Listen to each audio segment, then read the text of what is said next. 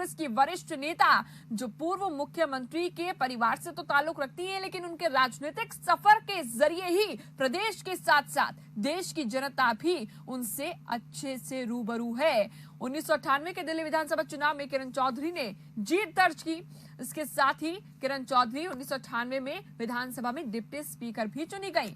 बंसीलाल की पूरी राजनीतिक विरासत को किरण चौधरी ने संभाला, और न सिर्फ संभाला बल्कि उसमें चार चांद लगाए। 2005 में ही किरण चौधरी विधानसभा चुनाव लड़ी और जीती भी। भूपेंद्र हुड्डा के कार्यकाल में किरण चौधरी के कई बार मंत्रालय बदले गए। 2014 में किरण चौधरी को विधानसभा में कांग्रेस का नेता बनाया गया, विपक्ष का नेता बनाया गया, और कांग्रेस नेता किरण चौधरी का जन्म 1955 में हुआ।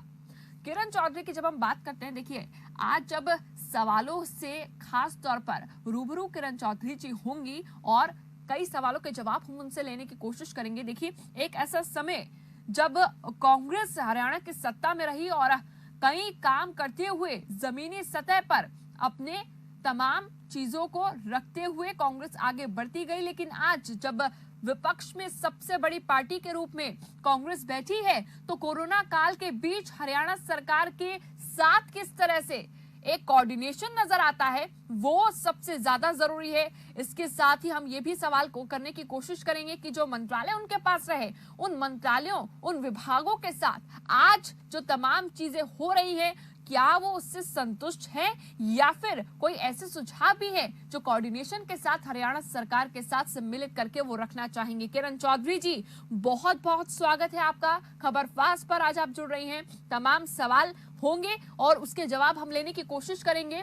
लेकिन सबसे पहले किरण चौधरी जी, क्योंकि आज हम सत्ता पक्ष और विपक्ष की जब हम बात करते हैं तो हरियाणा में जो आप तमाम चीजें देख रही हैं कोरोना संकट से उबरने के लिए, उस पर क्या कहेंगे आप? सबसे पहले तो आप जो मेरी जीवनी दिखा रहे हैं वो बहुत ही पूरी तरह से दिखाई है आपने। खैर चलिए, बात ये है कि कोरोना संकट जो है, ये महामारी जो हमारे ऊपर आई, इससे निपटने के लिए हम सबको इकट्ठे मिलकर ही काम करना है। और एक सकारात्मक विपक्ष होने के नाते मैं कम से कम जो है हमेशा आलोचना के जरिए काम नहीं करती, लेकिन विपक्ष का काम ये होता है कि जो ऐसे चीजें हैं जो सत्ता पक्ष के सामने नहीं आती, उनको विपक्ष को उजागर करना चाहिए। और अगर सत्ता पक्ष उन बातों को समझे और सुने और करे तो जो है काम बहुत आसानी से होता है। तो जहाँ तक मेरा सवाल है, हमने इस दौरान हमने देखा कि बहुत सारी परेशानियां लोगों को उठानी पड़ी इस इलाज की, लेकिन इसका जो सरकार का जो दायित्व होता है वो दायित्व ये होता है कि कोई ना कोई इस तरह से रोड मैप बनाया जाए, कोई इस तरह का मापदंड बनाया जाए जिससे परेशानियां कम से कम हो। अब मसलन तौर पर मैं आपको बताना चाहती हूँ, हरियाणा जो है कृषि प्रधान प्रदेश, और आज जो है हमारे से ये कहा गया कि इतनी सारी मंडियां हमने खोल दी, मंडियां आपने खोल दी, लेकिन आज तक जो है कई मंडियों के अंदर सरसों की खरीद ही नहीं है।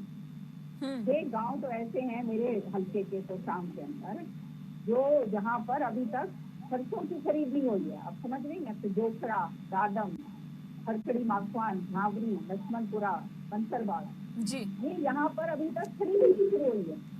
तो एक नंबर एक बात, तो इसका मतलब ये है कि बिजाई का सीजन आ गया दूसरा। वो जब खरीद नहीं हुई है तो वो बिजाई कैसे करेंगे किसान? अपने आप सरकार ने ये कहा कि हमने जो है इतने लाख मेट्रिक टन जो है खरीद कर लिए फसल, लेकिन दुर्भाग्य की बात ये है, खुद ही कह रहे हैं कि 25,000 लाख टन जो है इसलिए हमने भुगतान करा। अब ये भुगतान भी जो कर रहे हैं वो भुगतान अभी तक किसानों के खातों के अंदर नहीं गया है। ये आरटीओ को अगर सीधा दे दे, आरटी दे दे तो भी बात बन जाती है। लेकिन मैं ये देख रही हूँ कि कोई बीच की एक कंपनी है, किसी ने मेरे को कभी व्हाट्सएप करके दिया कि कोई टेक्नो प्रोसेस करके कंपनी है, उस कंपनी को जो है पैसा दिया जा रहा है, फिर आरटीओ के पास आएगा, फिर किसान के पास जाएगा। तो आप ये जो इतना जो समय लग रहा है और ये पैसे का जो इतना गोलमोल बीच में हो रहा है, ये कहाँ जा रहा है पैसा और क्यों इतना समय लग रहा है? किसान जो है उसकी जो बिजाई अगले सीजन की नहीं हुई है वो आम आदमी नहीं समझ सकता, लेकिन जो किसान परिवार है वो तो मर गया, जी इसकी भरपाई कौन करेगा? तो ये सारी चीजें जो हैं ये सरकार की जो नियत है वो दर्शाती हैं कि पूरी तरह से अव्यवस्था फैली हुई है। एक तरफ तो आपका जो है घोटाले पे घोटाले हो रहे हैं, ये इसके शराब से आपने देखा कि शराबबंदी पूरी तरह से थी, इसके बावजूद जो है जो परमिट बांटे गए हैं। अब ऐसी का गठन करा है, उसके बाद ये घोटाले जा रहे हैं। ये चाहिए था कि 25 मार्च तक जो है सारे के सारे गोडाउन जो है उनको चेक कर लेना चाहिए था। सारे L1 और L13 जो हैं उनके स्टॉक चेक करने चाहिए थे, सारे एक्साइज के जो गोडाउन हैं उनको चेक करना चाहिए था, लेकिन नहीं।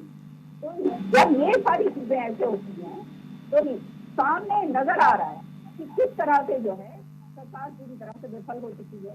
कहीं ना कहीं जो है उसकी इच्छा शक्ति जो है वो या तो खत्म हो चुकी है या ये घोटाले जो है उसके करने के अंदर लोग जो कर रहे हैं उनको रोकने के लिए असमर्थ। बिल्कुल किरण चौधरी जी, इन तमाम चीजों को लेकर रणदीप सुरजेवाला भी सामने आए थे कुछ ही दिन पहले और उन्होंने साफ तौर पर कहा था कि जिस तरह के घोटाले हो रहे हैं, चाहे कृषि को लेकर बात की जाए, चाहे आबकारी शुल्क को लेकर बात की जाए, उन पर जब उन्होंने सवाल उठाए थे तो सरकार की ओर से कहा गया कि फिलहाल लगता है कांग्रेस साथ नहीं देना चाहती है। इस पर आप क्या कहेंगी? ये बात बिल्कुल गलत है। देखिए, कांग्रेस पार्टी ने अपना पूरा उठाया है, समय समय पर जो है आपने देखा जो है सबसे पहले ये माइग्रेंट लेबर इंसानों को जो है पूरा किराया जो है वो वहन करेगी। और हरियाणा के अंदर 40 लाख रुपए का है चेक जो है प्रदेश तरफ से जो है वो दिया गया। सारा कुछ हमने यहाँ पे करा है, पहले ने अपनी तनख्वाह दी। लेकिन आप देखिए किस तरह से मार्मिक दर्श हम देखते हैं।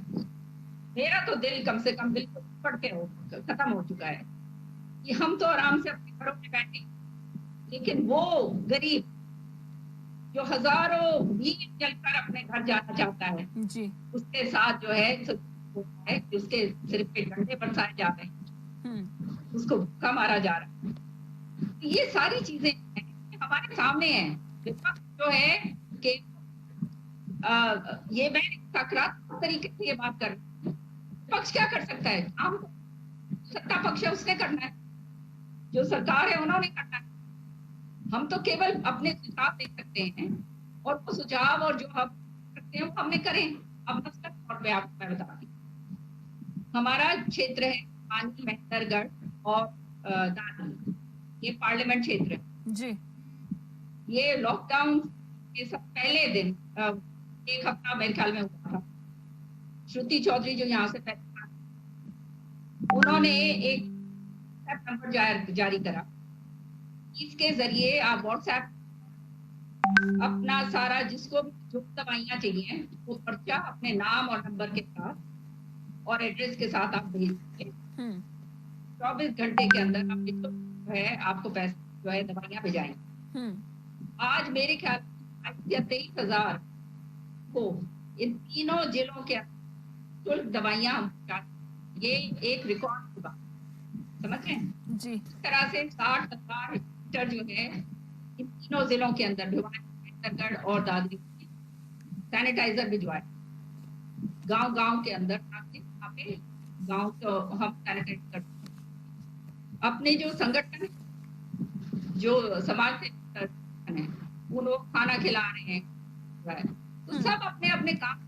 बिल्कुल किरण जी, मैं माफी चाहूंगी। देखिए, अब तक आपने जो कहा ग्रामीण क्षेत्रों की आपने बात की और किस तरह से कांग्रेस तमाम चीजों को खास तौर पर करने की कोशिश कर रही, तमाम प्रयास करने की कोशिश कर रही है, उसकी आपने जानकारी दी। लेकिन आपकी आवाज में कुछ तकनीकी दिक्कत आ रही है, जिसके कारण फिलहाल हम एक बार फिर से आपसे संपर्क साधने की कोशिश कर रहे हैं ताकि आवाज ठीक से पहुंच पाए और दर्शक ये जान पाए कि कांग्रेस की जो भूमिका है वो कोरोना काल में किस तरह से लगातार आगे बढ़ती हुई दिखाई दे रही है या फिर क्या कुछ कांग्रेस की ओर से किया जा रहा है।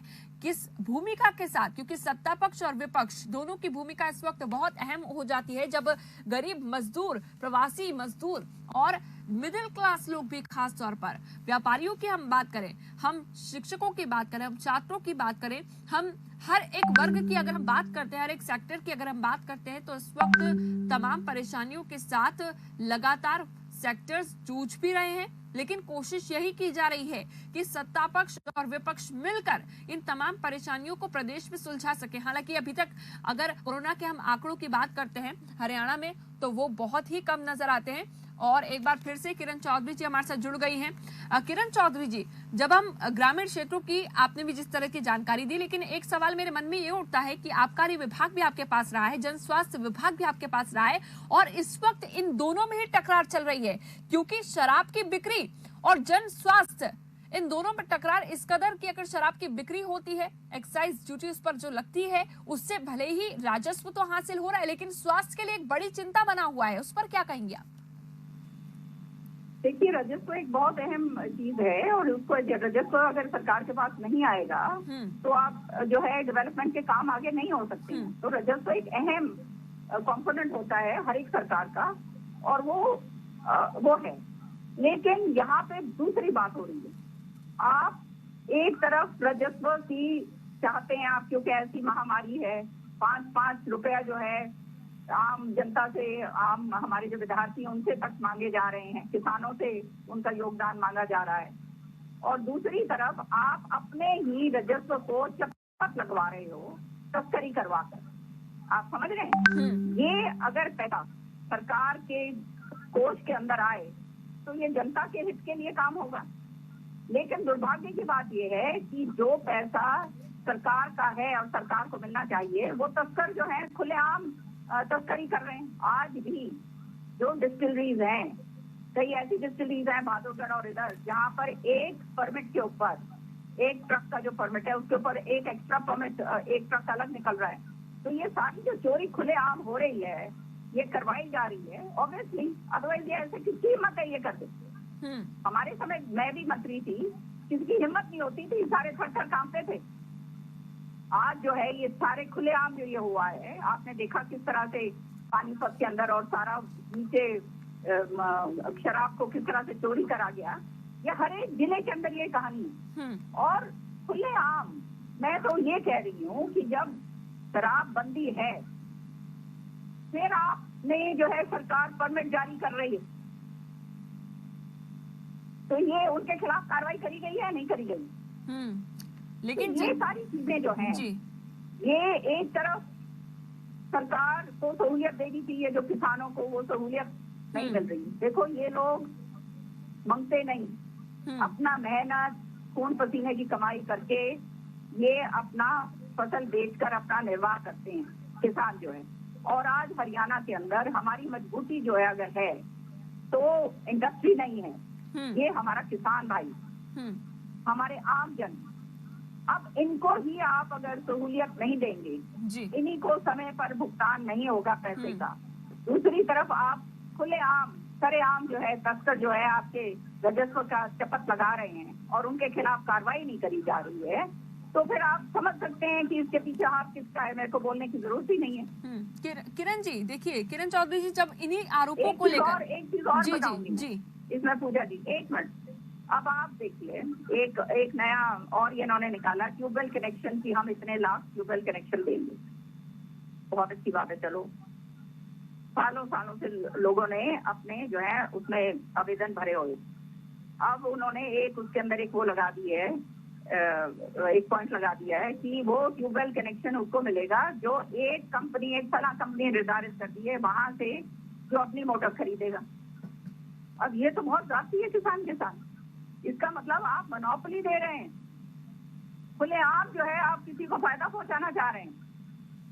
किसान को ये कहिए कि भाई अपने पोर्टल के ऊपर तुम अपना आवेदन करो और जहां से मोटर चाहिए अपना ले लो, वो उसकी मर्जी जहां से वो ले। इससे क्या होगा कि मोटरों की कीमत भी नीचे आएगी। लेकिन नहीं, सरकार कह रही है पहले उस कंपनी से मोटर खरीद के लाओ, तो फिर हम आपको फिर आगे कार्रवाई करेंगे। अब आप समझ सकते हो कि इसका मतलब बिल्कुल। क्या है? देखिए किरण चौधरी है जी, ना? आपने जो बातें रखी उन्हीं में से एक सवाल मेरे मन में उठा है कि जब इन आरोपों को लेकर सरकार से सवाल किए जाते हैं तो उस पर फिर राजनीति होने लगती है। उसमें भी ये दायरा आने लगता है कि किस तरह से पुराने सालों में, बीती सरकारों में क्या कुछ चीजें हुई लेकिन आज सब अच्छा चल रहा है। यानी कि अगर किसी भी मुद्दे को लेकर किसी भी पार्टी से सवाल किया जाता है तो उस पर राजनीति होने लगती है, और उसी बीच फंसता नजर आता है एक गरीब व्यक्ति, एक आम व्यक्ति। क्या कहेंगे इस पर आप? ये भी नहीं, ये मैं आपसे इत्तेफाक नहीं रखती इस बात से जो आप कह रही हैं। जी। देखिए, हरियाणा के अंदर 10 साल हो गए, केंद्र में 10 साल हो गए हैं सरकार को। अब जो पुरानी सरकारों के, वो कहते हैं ना, खड्डे खोद के गए थे, ये बोलते हैं जी। अगर 10 साल में आप भरने लायक नहीं हुए हैं तो फिर आप राज करने लायक नहीं हैं। सरकारें तब चलती हैं जब पूरी सख्ती के साथ जो है अफसरों के ऊपर लगाम लगाई जाती है। आप समझ रहे हैं? ये जो एडमिनिस्ट्रेशन है, इसको सुचारू रूप से आप तभी चला सकते हैं जब उसके ऊपर आपकी पूरी तरह से पकड़ हो। अगर सरकार की एडमिनिस्ट्रेशन के ऊपर पकड़ ही नहीं है तो ये सामने ये नजर आएंगी, और ये पकड़ तब नहीं होती जब राजनेता की भी जो नियत है ऊपर, वो भी जो है डुलमुल होती है। आप समझ रहे हैं? नहीं तो किसी अफसर की हिम्मत नहीं है कि वो अपने आप से ये काम कर जाए। और राजनीति जो है, विपक्ष का काम होता है कि वो सारी ऐसी बातें जो सत्ता पक्ष सही नहीं कर रहा और जिसके ऊपर हाहाकार मच रही है, उन सारी बातों को सामने लेकर आए। अगर हम नहीं सामने लेके आएंगे तो ये तो अपना स्तुतिगान करते ही रह रहे हैं कि हमने इतने 70 लाख मेट्रिक टन जो है हमने खरीद कर ली है। आज आप जानती हैं कि उठान मंडियों से नहीं हो रही है।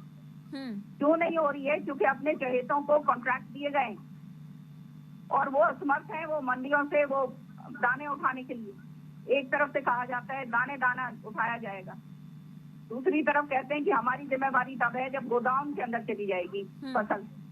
अब गोदाम तक जो है फसल जाएगी नहीं। इतने दिन हो गए हैं, ये अप्रैल में शुरू हुई थी, 15 अप्रैल से मेरे ख्याल में शुरुआत हुई थी, आज मई का जो है एंड के अंदर आ रहे हैं। आज तक जो है उठान नहीं हो रहा है, तो किसान जाएगा कहाँ? इनका सारी रोजी रोटी सब कुछ इस फसल का ऊपर निर्भर होती है, जो फसल बेचता है। और इसी बीच बिल्कुल किरण जी, देखिए यही वजह है कि कहीं ना कहीं देखिए जो आरोप लगते हैं सरकार पर, या फिर जिस तरह से आरोप प्रत्यारोप का सिलसिला इसमें जारी रहता है, लेकिन इस बीच कृषि की जब हम बात कर रहे हैं, उठान की हम बात कर रहे हैं, इसमें आड़तियों और खास तौर पर किसानों की जो परेशानियां वो बढ़ती है। लेकिन जब हम स्वास्थ्य की बात करते हैं, क्योंकि जन स्वास्थ्य विभाग भी आपके पास रहा है और अब 1000 आंकड़ा पहुंच चुका है हरियाणा का, हालांकि बाकी राज्यों से ये बहुत कम नजर आता है, लेकिन आगे की जो चीजें हुई हैं लॉकडाउन 4 के बाद, क्या आपको लगता है कि उसमें भी और कुछ चीजें की जानी चाहिए ताकि स्वास्थ्य को लेकर हम अपने आप निर्भर भी हो सकें, और खास तौर पर अपनी इम्यूनिटी सिस्टम को, अपने आप को किस तरह सुरक्षित रख सकें? मेरे पास जब ये विभाग था, मैं फॉरेस्ट की भी मिनिस्टर रही हूँ, एनवायरमेंट की मिनिस्टर भी रही हूँ, जल, ये पब्लिक हेल्थ भी मेरे पास था। हमेशा मेरा एम्फेसिस इस बात पे रहा था कि जल संरक्षण जो है वो बहुत जरूरी है, और जल है तो स्कंद है, जीवन है, नहीं तो कुछ भी नहीं। लेकिन आज जो है हरियाणा के अंदर, दक्षिण हरियाणा खास तौर से आप देख रहे हैं, दक्षिण हरियाणा पूरी तरह से प्यासा है। राजनीति जो है SYL नहर के ऊपर करी गई, जो एक नहर चौधरी बंसीलाल जी ने खोद कर पूरी बना दी थी, पंजाब की तरफ से बननी पूरी होनी थी, उसका जो है उसके ऊपर इतनी जबरदस्त जो है इलेक्शन के दौरान राजनीति होती है, लेकिन उसके बाद से बिल्कुल सारा कुछ ठप हो जाता है मामला। हमने तो यहाँ तक माननीय मुख्यमंत्री जी को कहा था कि आप हमारे को प्रधानमंत्री जी के पास लेकर चलिए। जब सुप्रीम कोर्ट ने ये आदेश दे दिए कि हरियाणा के हक का पानी है ये SYL का, तो केंद्र सरकार जो है उसके ऊपर दबाव डालकर क्यों नहीं ये पानी हमारे को लेके आने देती। आज जो है केंद्र में भी सरकार बीजेपी की है और हरियाणा में भी है, और हम चाहे बेशक कांग्रेस के हों, हम उनके साथ खड़े होने के लिए तैयार हैं, लेकिन आगे कोई कार्रवाई नहीं होती। इस नहर के ऊपर अगर कार्रवाई हो जाए, ये पानी जो हमारे हक का है ये हमें अगर मिल जाए, तो ये परेशानी जो हमारे दक्षिण हरियाणा के किसान को हो रही है ये नहीं होगी। और आज आप जो इस तरह के तुगलकी फरमान जो आप सुना देते हैं कि कई ऐसे ब्लॉक्स हैं जहाँ पे आपने कहा धान की उगाई नहीं होगी, आपको ये बात अगर तुगलकी फरमान आपने सुनाना था तो पहले वो तैयारी करके उनको नोटिस देना चाहिए था। अब जिन्होंने जमीन जो है ठेके ऊपर ले रखी है वो बेचारे कहाँ जाएंगे, वो तो मारे गए। समझ रहे हैं हम? तो ये सरकार जो है ये इस तरह से जो ढुलमुल जो रवैया के साथ आगे कुछ पीछे कुछ समझ में आती कुछ नहीं, उस तरह से जब ये काम करते हैं तो इसका नतीजा ये होता है कि आम जनता को उसका भुगतना पड़ता है। अब जैसे मैं आपको बताना चाहती हूँ कि अब इतना जबरदस्त ये पैकेज की बात करी गई कि इतना बड़ा पैकेज दिया गया। अगर ये पैकेज का सारा अध्ययन आप कीजिए तो आपको समझ आएगी कि असलियत के अंदर आधी स्कीम तो ये पहले ही लागू है, सारा का सारा गोलमोल करा जा रहा है। और इस तरह से अगर काम करेंगे तो फिर कार्रवाई कैसे होगी आगे? ठीक है, आपने इन तमाम चीजों की बात की, आपने बताया कि किस तरह से पैकेज की, खास तौर पर पैकेज को लेकर, अब इन्हीं सवालों को लेकर खास तौर पर जब हरियाणा सरकार से भी चर्चा की जाती है कि किस तरह के आरोप कांग्रेस की ओर से लगाए जा रहे हैं, तो हरियाणा सरकार का ये साथ में कहना होता है कि ना ही कांग्रेस सरकार इस वक्त हमारा साथ देना चाहती है, ना ही हमसे दूर रहना चाहती है। यानी कि ये बार बार कहा जा रहा है कि ना ही साथ है ना ही पास है, और साथ ही साथ आरोप भी बन रही है। इस पर आप क्या कहेंगी? नहीं, हम साथ किस तरह से दे सकते हैं? हम तो दे रहे हैं साथ जो दे सकते हैं। आपने देखा कि महामारी के दौरान जो सहायता जन जन की कर सकते थे सबने अपने अपने तरीके से करी। हमारे जो प्रवासी जो लोग जा रहे हैं उनके पैसे की मदद हमने सरकार को दी है। एमएलए ने जो है अपनी तनख्वाहें कटवा दी हैं और जो है अलग अलग एमएलए ने एमपीज ने अपने अपने इलाकों के अंदर जो है काम करा है। जैसे मैंने आपको बताया हमने भिवानी महेंद्रगढ़ और इसमें करा।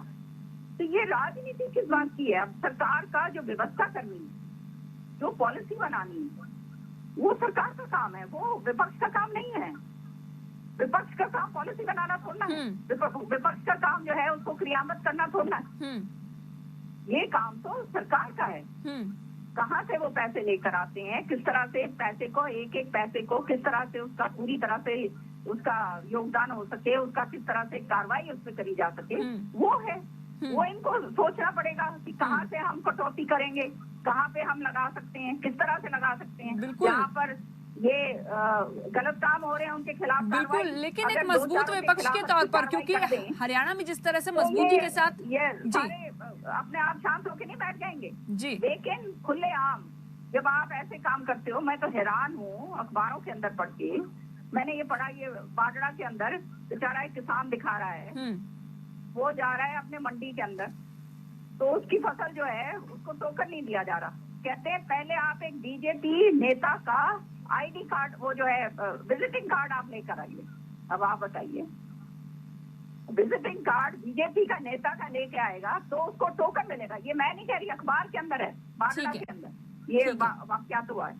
बिल्कुल। और इसी तरह से तो इसी तरह से लोहारू के अंदर जो वहाँ पर एसडीएम है उनके खिलाफ जो है आरोप लगे हैं।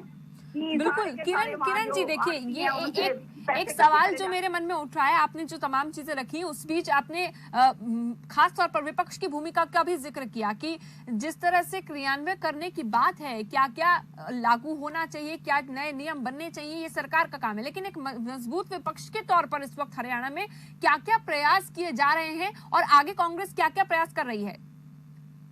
नहीं, हम बहुत मजबूत विपक्ष है और हम लोग पूरी तरह से जानकार लोग हैं। आप जानते हैं 5 बार तो मैं एमएलए बनी हूँ। लोगों के उन्होंने अपना प्यार और तमाम जो दिया है, तो हम लोगों की आवाजें उठाते हैं। क्योंकि हमारा काम, अब जब जो एमएलए बने हैं, हमारा काम है कि हम अपने इलाके की समस्याओं को उठाएं। और जो बाकी हरियाणा से मेरे पास तो बहुत सारे लोगों की इधर उधर से बहुत सारी समस्या आती हैं, उन बातों को उठाते हैं विधानसभा में कॉलिंग अटेंशन मोशन के जरिए, ध्यान रोको प्रस्ताव के जरिए, ये सारी चीजें जो हैं प्रश्नों के जरिए, ये सारे हम करने की कोशिश करते हैं। लेकिन सरकार का रवैया जो है वो हमेशा विपक्ष को पूरी तरह से नकारने का रहा है और यही कारण है कि ये सरकार सफल नहीं हो पा रही। ठीक है, क्योंकि मैं ये बात जानती हूँ कि जो विपक्ष जो बात उठाता है उसके ऊपर अगर सकारात्मक रूप से सरकार काम कर ले तो सरकार को परेशानी नहीं आएगी। आप समझ रहे हैं, क्योंकि धरातल पे जो हो रहा है, जो सरकार को नहीं नजर आ रहा, जो उसके अफसर उसको नहीं नजर आने दे रहे, वो लोग हमारे को आके बताते हैं कि क्या हो रहा है और क्या नहीं हो रहा। ठीक है, आप समझ रही हैं? तो ये चीज अगर इनके समझ में आ जाए तो ये हम इनकी खिलाफत कर रहे हैं, वो कर रहे हैं, वो नहीं है। हम यहाँ पर लोगों की सहूलियत के लिए हैं। ठीक है, हम लोगों की आवाज उठाने के लिए, और वो आवाज उठाना हमारा कर्तव्य और हमारा धर्म है, और वो ये नहीं रोक सकते हमारे को। और खास तौर से मैं यहाँ पर जहाँ गलत काम होगा, जो किसी जनता के साथ अन्याय हो रहा है, उसकी सबसे पहले आवाज मैं उठाती हूँ और बेधड़क होकर उठाती हूँ। किरण जी, आपने तमाम सवालों के जवाब दिए, बहुत बहुत शुक्रिया। और आपकी जो राय थी खास तौर पर कांग्रेस की तरफ से, हरियाणा कांग्रेस की ओर से, इन तमाम बातों के साथ कोशिश यही की है हरियाणा सरकार तक, क्योंकि आपने जो जो बातें कही हैं, आपकी तरफ से जो जो कहा गया है कि क्या कुछ आखिर चल रहा है, क्या कुछ किया जा रहा है, जिसको लेकर हरियाणा सरकार भी तमाम दावे करती नजर आती है। लेकिन फिलहाल बहुत बहुत शुक्रिया किरण चौधरी जी, हमारे सभी सवालों के जवाब देने के लिए, इस संवाद के माध्यम से आज हमारे मंच पर आने के लिए, खबरफास्ट पर आने के लिए और तमाम बातें रखने के लिए। तो आज किरण चौधरी जी इस वक्त हमारे साथ जुड़ी हुई थी, उन्होंने तमाम चीजों का जिक्र किया, कई आरोप हरियाणा सरकार पर भी लगाए और ये भी कहा कि किस तरह से आबकारी शुल्क को लेकर, यानी कि शराब की तस्करी को लेकर काम किया जा रहा है। कृषि विभाग में उन्होंने कहा कितनी सारी कमियां हैं जिसे पूरा किया जाना चाहिए।